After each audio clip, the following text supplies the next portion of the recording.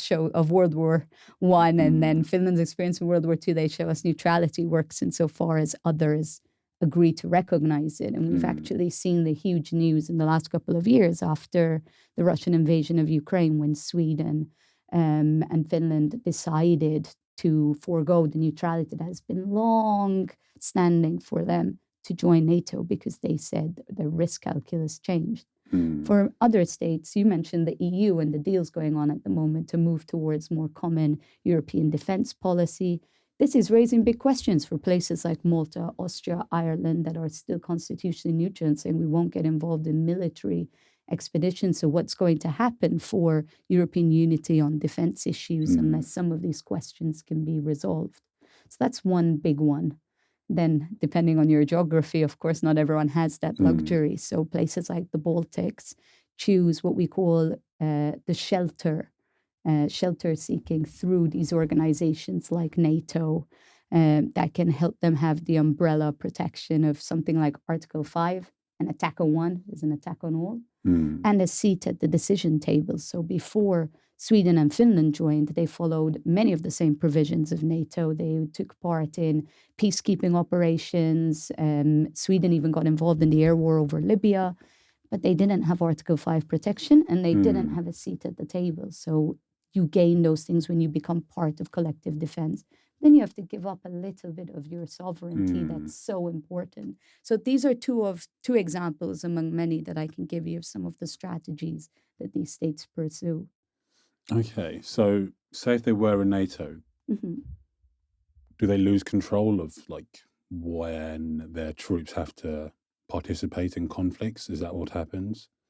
I wouldn't say lose control, because you're still part of a collective, but you take a decision to say, well, we're going to be part of a group. We have to operate together. We have to take decisions in tandem.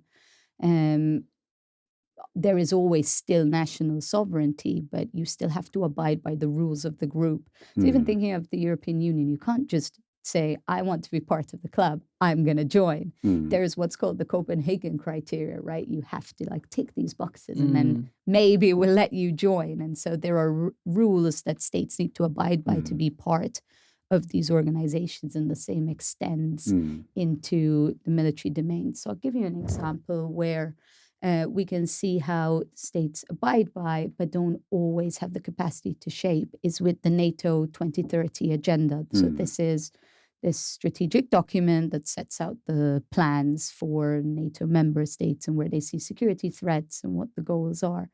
And I do quite a bit of work on Estonia, and I work with the Estonian Defense Forces.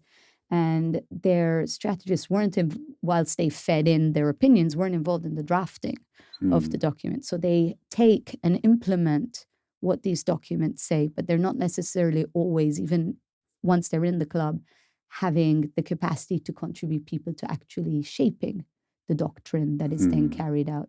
And that is one of the challenges that come with scale. I mean, a lot of what I talk about with small states is their innovation, their entrepreneurship, but there are challenges that are quite obvious in terms of capacity. And you can see again with Finland and Sweden joining NATO, it's not like you say, okay, now we're in the club, that's awesome. You also have to say, now we need to have people in all of these different roles and covering all of these functions and developing all of these kinds of skills. Did they end up joining NATO? Who? Sweden and Finland, yeah, of course. So they're in NATO? They're in. When was NATO actually formed? Do you know? NATO? In the post-war. Like what year? I don't know the year off the top of my head. Because I was wondering, what are the actual like guidelines? That's a good pub quiz question. Yeah, it would be.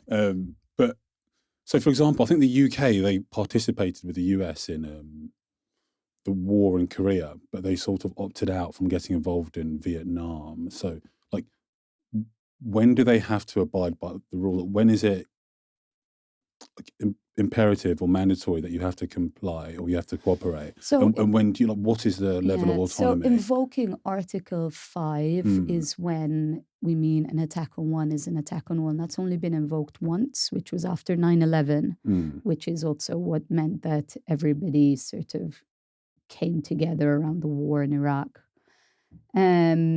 France wanted to activate it after the attack